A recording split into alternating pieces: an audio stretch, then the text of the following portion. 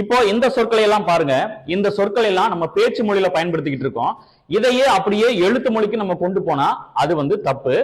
இப்போ இந்த சொற்கள்ல ஒரே ஒரு எழுத்து மாத்தினா போதும், பேச்சு மொழி எல்லாம் எழுத்து மொழிக்கு உரியதா மாறிடும். எப்படின்னு பாருங்க, கொத்தமல்லி தழை இப்படித்தான் நம்ம சொல்றோம்.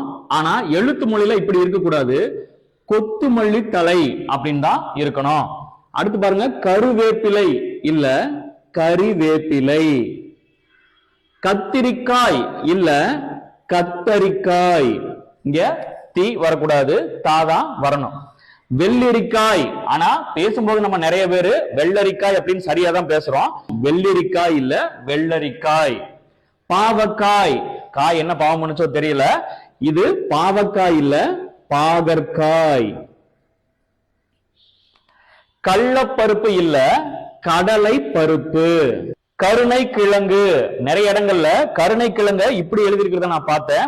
இந்த இடத்துல கருணை அப்படின்னா என்ன பொருள் அப்படின்னா இரக்கம் அப்படிங்கிற பொருள் தரதா மாறிடும்.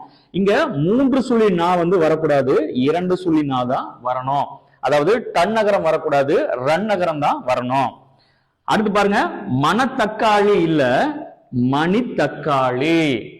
அவரைக்காய் இல்ல அவரைக்காய். கடைசியா பதனி, பனை மரத்திலிருந்து இறக்குவாங்க இல்லையா, இத பதனி அப்படின்னு சொல்லக்கூடாது, பதநீர் அப்படின்னு தான் நம்ம சொல்லணும்.